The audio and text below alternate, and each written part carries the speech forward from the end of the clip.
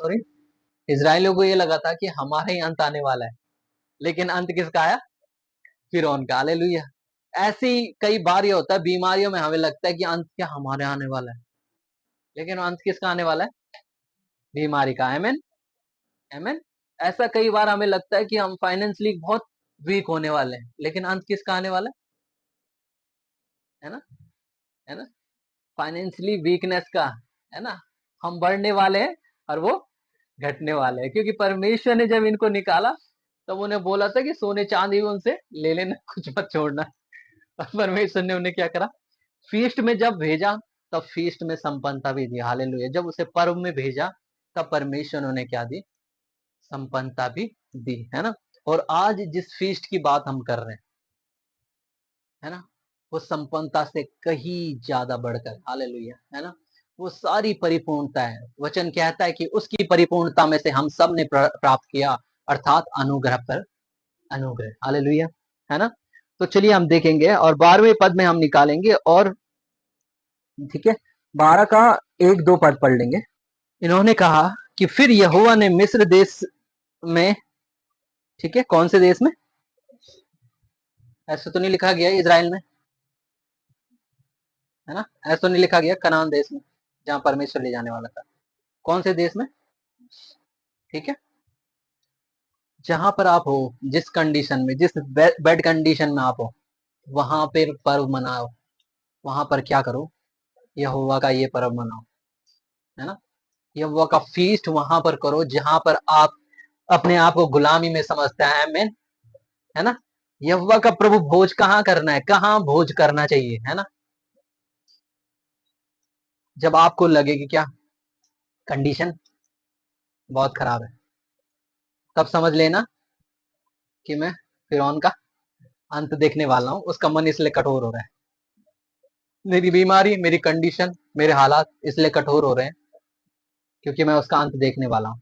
लेकिन इसके अंत के लिए मैं एक काम करूंगा, मैं मिस्र में ही क्या करूंगा, है ना?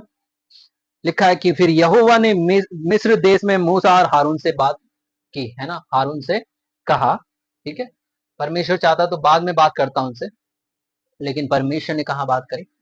मिस्र में, है ना? जब आप गुलामी में हो, परमेश्वर आपसे बात कर रहा है ना? और आपको एक मेमने की सलाह दे रहा है ना? आपको फीस्ट में, आपको प्रभु भोज में जाने के लिए उत्साहित कर रहा है ना? आपको मेमने के पास जाने के लिए क्या कर रहा है? उत्साहित कर रहा है। वो कहता है कि यह महीना तुम लोगों के लिए आरंभ का ठहरे, अर्थात वर्ष का पहला महीना यही ठहरे। ठीक है, ठीक है। जब हमारी कंडीशन बेकार हो रही है ना, हमें दिख रही है ऐसी, बोलना कि ये महीना मेरे लिए आरंभ का है, खुशियों के आरंभ का। आमीन, है ना? हमें क्या बोलना है? देखिए, ये फसा जो था ना, अभी तो परमेश्वर केवल प्रतीकों के तौर पर काम कर रहा था। मेमना भी मरवाता है ना, केवल प्रतीक चिन्ह के रूप में एक मेमना मराया गया। लेकिन भविष्य में जब यीशु का क्रूसिफिकेशन हुआ, तब लिखा गया कि फसह का दिन आ गया था, और प्रभु ने क्या कहा? अब प्रभु भोज लो, है ना? अब प्रभु भोज लिया जाए, जैसा हमने कल पढ़ा था। ठीक है, तो प्रभु भोज कब लिया गया? जब फसह आ गया था, फसह का पर्व आ गया था। ठीक है, तो ओरिजिनली तब इजराइलियों के लिए फीस्ट शुरू हुआ जब यीशु क्रूसित हुआ, है ना? यीशु क्या चढ़ा? जब क्रूस पर चढ़ा, तब क्या हुआ? असली फीस्ट उनके लिए शुरू हुआ है ना? और न केवल उनके लिए शुरू हुआ है, ये हम सब के लिए शुरू हुआ है ना? असली प्रभु भोज, असली कम्युनियन, है ना? असली खुशियां, है ना? लिखा गया है कि अर्थात ये वर्ष का पहला महीना यही ठहरे, है ना? देखो, यीशु के क्रूस से ना आपकी नई जिंदगी स्टार्ट होती है। मैंने आपको कहा था कि हम सुसमाचार का आनंद नहीं ले पा रहे हैं, है ना? मैंने आपको पिछले हफ्ते ये कहा था कि हम मूसा की व्यवस्था से तो शुरू कर रहे हैं, लेकिन यीशु मसीह के क्रूस से पहले ही अपनी लाइफ को खत्म कर दे रहे हैं। हमारी शुरुआत अभी हुई नहीं, क्रूस की हमने कहानी नहीं सुनी, है ना? और पुनरुत्थान की सामर्थ को हमने नहीं जाना। लेकिन हमने पिछले हफ्ते पढ़ा था कि पुनरुत्थान की सामर्थ ने क्या कहा? कि हमारी प्रार्थनाएं सुन ली गई है, हम आशीषित हैं, हम गुलाम नहीं है ना? और फीस्ट इसलिए मनाया गया, हमें गुलामी से आजाद करने के लिए। हालेलुया, है ना? हम कम्युनियन क्यों इंटेक करते हैं? हम पाप से, गुलामी के बंधन से क्या होते हैं? आजाद होते हैं। आमेन। है ना? हम क्या होते हैं? उस गुलामी के बंधन से आजाद होते हैं। है ना? देखिए, मैं आपको एक बात बताता हूँ। कई बार हमें लगता ही नहीं होगा कि हम क्या है? गुलाम है।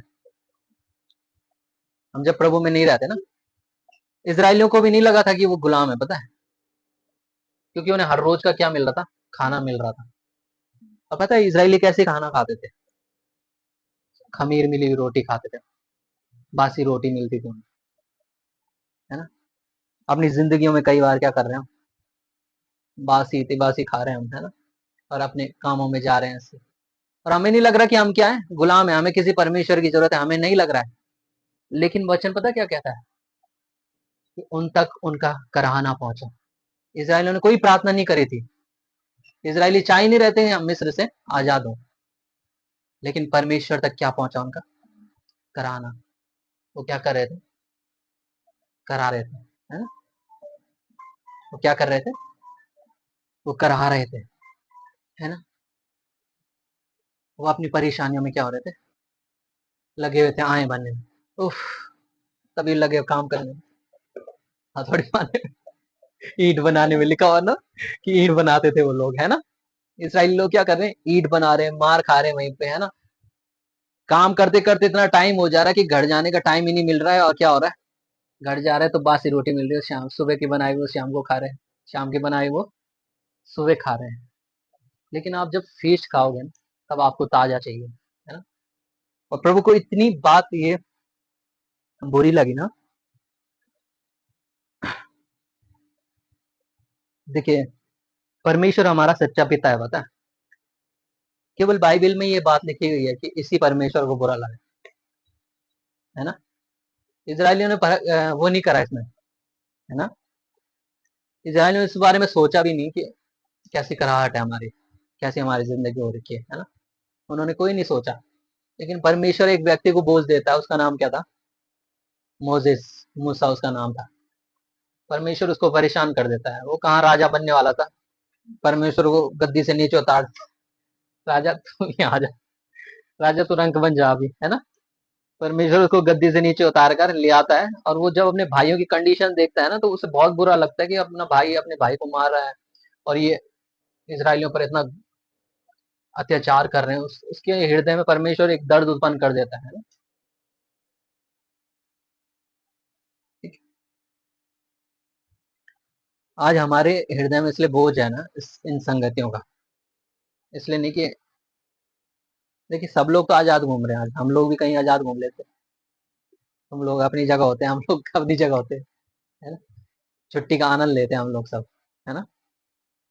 लेकिन परमेश्वर एक बोझ देता है कि नहीं, तुझे अनुग्रह के द्वारा इनको आजाद करवाना है। आमीन। है ना? अनुग्रह के सुसमाचार के द्वारा इन्हें क्या करवाना है? आजाद करवाना है ना? देखो, लोगों को नहीं लगता बुरा। कई बार उन्हें लगता है कि हम जहां हैं वहां ठीक है, और हमें किसी यीशु मसीह की जरूरत नहीं है, किसी परमेश्वर के मेमने की जरूरत नहीं है। परमेश्वर की मेमने की जरूरत क्या है किसी को? हमारा ठीक तो चल रहा है, हमारी रोटी चल तो रही है, हमारा बिजनेस भी बहुत भयंकर चल रहा है, चाहे उसमें आहें भर रखी होगी, और चाहे रो रो के रोटी खा रहे होंगे, और जिसके पास रोटी संपूर्ण भी होगी, वो भी अपनी रोटी ढंग से नहीं खा पा रहा होगा। है ना? लेकिन क्या हुआ? परमेश्वर एक बात कहता है इनको ना। वो कहता है कि इज़राइल की सारी मंडली से इस प्रकार कहो कि इस महीने के 10वें दिन तुम अपने पितरों और घरानों के अनुसार घराने के पीछे एक मेमना ले रखो। ठीक है? ये मेमना प्रतीक है यीशु मसीह का। ठीक है? किसका प्रतीक है? यीशु मसीह के बारे में ये बात अब बोली जा रही है दृष्टांत के तौर पर। ठीक है? और यदि किसी के घराने में एक मेमने के खाने के लिए मनुष्य कम हो, तो वह अपने अपने सबसे निकट रहने वाले पड़ोसी के साथ प्राणियों की गिनती के अनुसार एक मेमना ले रखे, और तुम हर एक के खाने के अनुसार मेमने का हिसाब करना। तुम्हारा मेमना निर्दोष और 1 वर्ष का नर हो। ठीक है? ठीक है? वो नर ही क्यों होना चाहिए था? क्योंकि आगे यीशु मसीह ने ही बलिदान होना था। है ना? और लिखा गया वो मेमना कैसा होना चाहिए था? निर्दोष। ठीक है? तो हमारे लिए जो मेमना मला है, देखिए लिखा है यूहन्ना की पुस्तक में, यूहन्ना सुसमाचार वाली पुस्तक में। ठीक है? वहां पर क्या लिखा गया है? जब यीशु ना यूहन्ना बपतिस्मा देने वाले के पास आता है, तो वो बोलता है कि क्या, देखो ये जगत का मेमना है जो हमारे पापों को उठा ले जाता है ना। देखो ये कौन है, जगत का मेमना है, और ये क्या करता है, हमारे पापों को उठा ले जाता है। लिखा है यूहन्ना 1 उसके 29 पद में लिखा है। ठीक है, देखो ये कौन है, परमेश्वर का मेमना है। वो एक वर्ष का निर्दोष होना चाहिए, है ना, और वो क्या होना चाहिए, मेमना होना चाहिए। ठीक है, निर्दोष और एक वर्ष का नर हो। ठीक है, और ये नर है यीशु मसीह।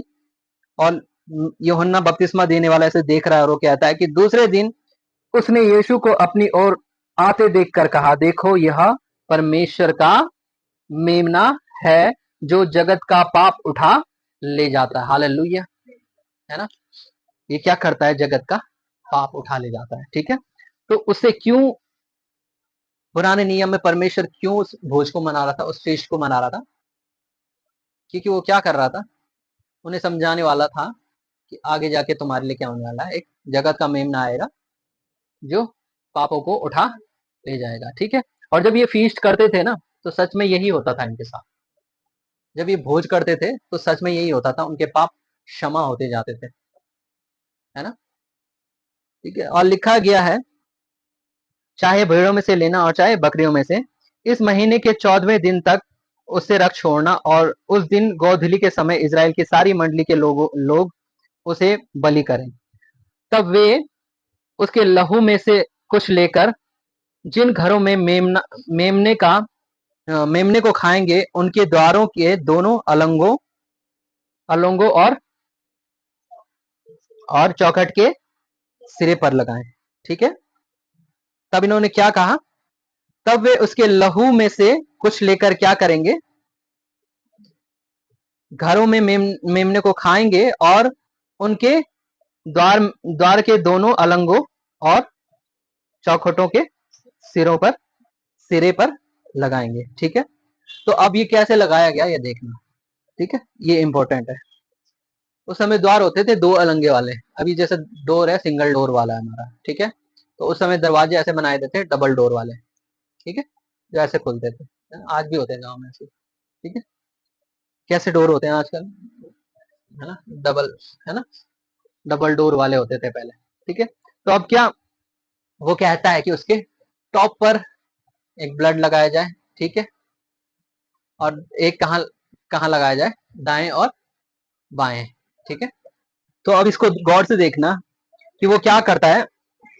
उसने कहा कि तब उसके लहू में से कुछ लेकर क्या करना, है ना, द्वार के सिरे पर और द्वार के दाएं बाएं अलंगों पर लगाना। ठीक है, डबल डोर वाले दरवाजे होते थे और दोनों साइड लगाना, और एक क्या लगाना, टॉप पर लगाना। ठीक है, अब ये ऐसा चिन्ह बन रहा है जो उनके लिए भविष्य का क्या था, चिन्ह था, जो भविष्य में उन्हें क्या करने वाला था, आजाद करने वाला था। एक टॉप पर था और एक दाएं बाएं। और जब इसका मेमने का लहू बहा होगा ना, जब उन्होंने लगाया होगा, तो सर टॉप से उसकी बूंद आते हुए नीचे, है ना, और एक दाएं और बाएं से बूंद आते हुए नीचे, वो क्रूस का दर्शन था। हालेलुया, है ना, तो क्रूस का वो दर्शन था जो परमेश्वर उन्हें दिखाना चाह रहा था कि वो मेमना हमारे पापों के लिए मरेगा। हालेलुया, है ना। और देखिए जब उन्होंने ऐसा किया, है ना, तब लिखा है कि 13वें पद से मैं पढ़ रहा हूँ, 12 के 13 पद से, और जिन घरों में तुम रहोगे उन पर वह लहू तुम्हारे लिए चिन्ह ठहरेगा। ठीक है, जिन घरों में क्या करोगे, तुम रहोगे, उन घरों में वो लहू क्या ठहरेगा, तुम्हारे लिए चिन्ह ठहरेगा। और मैं उस लहू को देखकर तुमको छोड़ जाऊंगा, और जब मैं मिस्र देश के लोगों को मारूंगा, तब वह विपत्ति तुम पर ना पड़ेगी, और तुम नष्ट ना होंगे। ठीक है, तो जब परमेश्वर ने क्या किया, उनको एक चिन्ह दिया।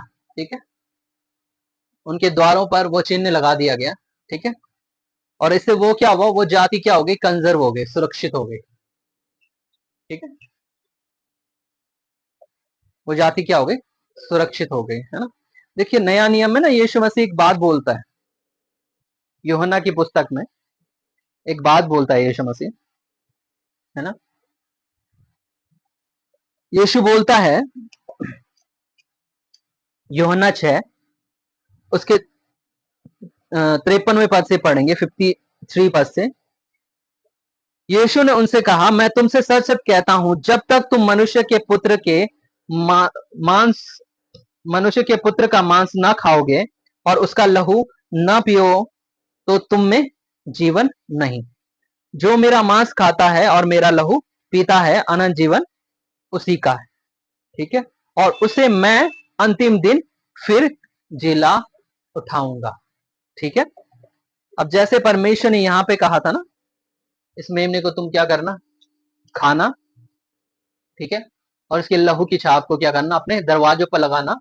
और जब मैं क्रोध में आऊंगा, है ना, तब जो विपत्ति मैं मिस्र पर डालने वाला हूं वो किस पर नहीं पड़ेगी, तुम पर नहीं पड़ेगी। क्योंकि लहू क्या कर देता है, ये लहू जो कम्युनियन आप लेते हैं, ये प्रभु भोज जो आप लेते हैं, है ना, ये प्रभु भोज हमें क्या करता है, संरक्षित करता है, सुरक्षित रखता है। और ऐसा सुरक्षित नहीं, लिखा गया है कि अंतिम दिन उसे क्या करेगा, वो फिर जिला उठाएगा। हालेलुया। है ना। देखिए कम्युनियन में कोई नष्ट नहीं होता, है ना। कम्युनियन में एक भ्रांति है सबके जीवन में, है ना। देखिए यीशु का लहू और यीशु का प्रभु भोज था ही इसलिए कि उन लोगों को उसके पापों से छुड़ाए। यीशु मसीह जगत का मेमना बना ही इसलिए था कि क्या करे, पापों से छुड़ाया जाए। हालेलुया। है ना। तो जब हम कम्युनियन इनटेक करते हैं तो हम क्या होते हैं, पाप से आजाद होते हैं, है ना।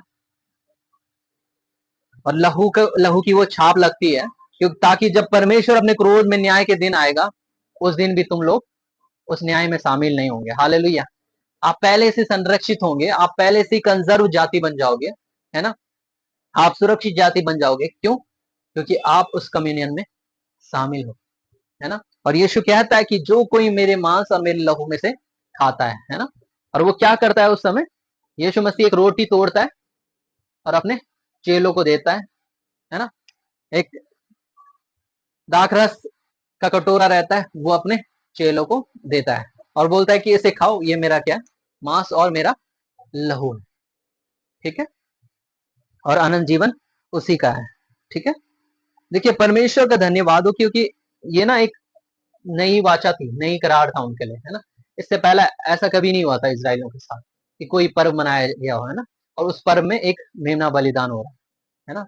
और उस मेमने का सिंबल ऐसा ही जैसे क्रूस पर दिखाया गया हो, है ना, टॉप पर दाएं और बाएं, है ना। क्योंकि यीशु मसीह ने उस काम को पूरा करना था, है ना। और वो एक भविष्य का दर्शन था उन लोगों के लिए, है ना। और परमेश्वर का धन्यवाद हो कि परमेश्वर ने उनसे कहा कि जिस भी घराने पर वो लहू होगा, वो घर क्या नहीं होगा, नष्ट नहीं होगा। उस घर को मैं नष्ट नहीं करूंगा। हालेलुया। है ना। तो जो लहू हमें दिया जाता है ना, वो ग्रेस है हमारे लिए, है ना। जो देह हमें दी जाती है वो क्या, हमारे लिए अनुग्रह है। ठीक है। ठीक है। इसलिए देखो, अगर आप बैप्टाइज नहीं हुए, है ना, आपने बपतिस्मा नहीं लिया और यीशु को नहीं जाना है, तो पहली बात क्या लो, बपतिस्मा लो। क्योंकि आपने क्या करना है, यीशु मसीह में उसके लहू और देह में शामिल होना है। क्योंकि जो उसके लहू और देह में से लेता है, अनंत जीवन उसी का है ना। वही सुरक्षित रहेगा और वही उस अंधकार की भूमि से छुड़ाया जाएगा। क्योंकि परमेश्वर जब अपने क्रोध में आएगा, तो उसके लिए हर एक वो व्यक्ति मिस्री है जो यीशु मसीह पर विश्वास नहीं करता है, जो यीशु के क्रूसिफिकेशन पर विश्वास नहीं करता। हर एक वो व्यक्ति क्या उसके लिए मिस्री है, जिसने अभी तक, है ना, विश्वास का एक चिन्ह अपने ऊपर नहीं लिया। ठीक है। जिसने अभी तक बपतिस्मा नहीं लिया, है ना। लिखा गया कि जब तुम बपतिस्मा लेते हो तो क्या, यीशु के साथ क्रूस पर मर जाते हो और उसी के साथ जी भी उठते हो, है ना। तो जब हम बैप्टिज्म लेते हैं तो क्या होता है, हमारा वो पुराना मनुष्य होता मर जाता है ना। और हमारी सारी अंधकार की चीजें चली जाती है ना। हम में से कितने लोग चाहते हैं कि हमारा पुराना मिस्र का दासत्व जाए, चाहे कितने लोग चाहते हैं, है ना। तो हमें बपतिस्मा लेना चाहिए कि नहीं लेना चाहिए, है ना। इसलिए बपतिस्मा के लिए तैयार हो, है ना। बपतिस्मा लेने के लिए इसलिए तैयार हो क्योंकि पहली बात तो उसके देह को समझना जरूरी है ना। और परमेश्वर के उस डिसीजन का ऑनर करना है जहां वो आपको नहीं दिख सकता गुलामी में। मैंने जैसे आपको बताया ना कि मिस्र को तो मजा ही आ रहा था उससे, इसराइल को तो मजा ही आ रहा था। इसराइल को नहीं था पता कि हमें आजाद भी होने की जरूरत है ना। ऐसे ही हम लोगों को भी बिना यीशु मसीह के मजा आ रहा होगा लाइफ में, लग ही नहीं रहा होगा कि हमें आजाद होने की क्या है, जरूरत है ना। इसलिए आजादी के पर्व में आए, उस फीस्ट में आए थे, है ना। वो पहले वर्ष में तो आ जाए हम, है ना, उस पहले वर्ष में प्रवेश करने की वो करें, है ना, कोशिश करें, है ना। और क्योंकि लिखा देखो उसके बाद परमेश्वर कहता है कि 7 दिन तक तुम क्या खाना, अखमीरी रोटी खाया करना। निर्गमन 12 उसके 15 में मैं पढ़ रहा हूँ। 7 दिन तक तुम क्या खाना, अखमीरी रोटी खाया करना, उनमें उनमें से पहले ही दिन अपने अपने घर में खमीर हटा देना। परंतु जो कोई पहले दिन से लेकर 7वें दिन तक कोई खमीरी वस्तु खाए, वह प्राणी इजरायलियों में से नष्ट किया जाए। ठीक है, वो क्या कहता है कि 7 दिन तक तुम्हें क्या खाना है, अखमीरी खाना है, मतलब जिसमें खमीर नहीं मिला हो, यानी कि बासी नहीं खाना तुम्हें, है ना। क्योंकि जो ये वाचा थी ना, ये लहू की कौन सी वाचा थी, नई वाचा थी, है ना। देखिए नए नियम में ना एक बात लिखी हुई है, क्या करना कि नए कपड़े में पुराना पैबंद नहीं लगा सकते, है ना। और पुरानी पुरानी मस्कों में नया दाखरस नहीं भर सकते, नहीं तो क्या होगी, पुरानी फट जाएगी, ठीक है, और पूरा दाखरस बेकार हो जाएगा। ठीक है, इसका मतलब क्या है, मतलब ये है कि आप, जैसे हम सोचते हैं, हम लोगों की मानसिकता, हम क्या है, पुराना नियम और नया नियम सब मिक्स करके ले लो, सब कुछ एक ही तो है, एक नहीं है भाई, नई वाचा अलग है ना। आपको अब नई वाचा के अनुसार चलना है, वहां जीना है। नई वाचा का पर्व ये कहता है कि तुम्हारे पाप क्षमा हो चुके हैं, तुम पर कोई अपराधों का दोष नहीं है ना, तुम्हारे लिए एक मृतकों में से जी उठा है ना। आप सच्चे सुसमाचार का आनंद लो, नई वाचा ये कहती है, आमीन, है ना। नई वाचा ये कहती है कि सच्चे सुसमाचार का हमें क्या लेना है, आनंद लेना है, तुम्हें खमीर मिला हुआ नहीं खाना है ना। कुछ लोग इतना मिक्स कर देते हैं कि उन्हें अभी पता ही नहीं कि क्यों पाठ हो चुके हैं, बाइबल के दो हिस्से क्यों हो रखे हैं, नया नियम और पुराना नियम क्यों बन रखा है ना। क्योंकि हमें जो जीना है वो नई वाचा के अनुसार है हमारा जीना, ठीक है। उसी के साथ लहू में सहभागी हो, उसी की देह में सहभागी हो, और अनंत जीवन के वारिस बनो, है ना। नया नई वाचा का करार यही कहता है इनके लिए, जब ये नई बात थी ना, क्योंकि इससे पहले ये क्या करते थे, खमीर खाया करते थे, जैसे मैंने बोला कि सड़ी हुई, है ना, ये बासी रोटी क्या करते थे, खाया करते थे। और परमेश्वर ने 7 दिन तक मना ही कर दिया कि नहीं खाओगे तुम। जब ये फीस्ट मनाया जाएगा, तुम 7 दिन तक क्या नहीं खाओगे, मतलब हर दिन, हफ्ते के हर दिन में नहीं खाना तुम्हें बासी, है ना। तुम्हें ताजा फीस्ट मिलेगा, है ना, तुम्हें ताजा भोज मिलेगा, है ना। यीशु कहता है कि स्वर्ग से उतरी हुई रोटी मैं हूं, है ना। स्वर्ग से उतरी हुई रोटी क्या है, मैं हूं। और वो कहता है कि तुम्हारे बाप दादों ने जंगल में क्या खाया था, मन्ना खाया था, और मन्ना खा के नष्ट हो गए थे, है ना। लेकिन अब क्या है, नई वाचा देता है परमेश्वर, है ना। जीवन की रोटी प्रदान करता है जो हमेशा क्या है, नहीं है। जितनी बार आप कमीनन लोगे वो क्या है, नया है ना, वो खमीर मिला हुआ नहीं है। हालेलुया, है ना। और इसीलिए परमेश्वर कहता है कि 7 दिन तक तुम क्या करना, खाना, ठीक है। देखिए ऐसा, ये ऐसा भी है कि पुरानी व्यवस्था को हटाओ, है ना, अब नई वाचा के अनुसार जीना शुरू करो, है ना। और नई वाचा आपके लिए आजादी की वाचा है ना, वो स्वतंत्रता की वाचा है ना। ये वाचा क्या कर रही थी, है ना, ये वाचा उनको ना कुलों समेत क्या कर रही थी, छुड़ाने वाली थी, है ना। और जब ये फीस्ट मनाते हैं ना, जब ये पर्व वो मनाते हैं, उसके बाद फिरौन उन पे क्या करता है, आक्रमण करता है। लेकिन इस बार क्या था, जैसे मैंने बोला था, है ना, कि जब आपकी कंडीशन क्या हो जाए, आपको ये लगे कि मेरा अंत है, उस समय समझ लेना कि वो दुष्ट का अंत है, ठीक है। जब ये फीस्ट कर चुके होते हैं और ये लोग आगे बढ़ रहे होते हैं, है ना, पीछे से फिरौन आ जाता है ना। और परमेश्वर इनके लिए क्या करता है, फिर लाल समुद्र के मार्ग को खोल देता है ना। फिर लाल समुद्र इनके लिए खोला जाता है, इसी के बाद लाल समुद्र खोला जाता है उनके लिए, है ना। और लाल समुद्र खोला जाता है, और क्या था, वो उसी मार्ग से निकलते हैं, और जैसे ही वो पार होते हैं वैसे ही फिरौन क्या हो जाता है, दफन हो जाता है। हालेलुया। तो कम्युनियन से हम एंटर करते हैं परमेश्वर के विक्ट्री वाले जीवन में, आमीन, है ना। आप प्रतिज्ञा के प्रदेश में प्रवेश करते हो, है ना। इसलिए जरूरी है कि प्रभु भोज ले, कम्युनियन ले, है ना, क्योंकि आप विजय में प्रवेश करोगे, है ना।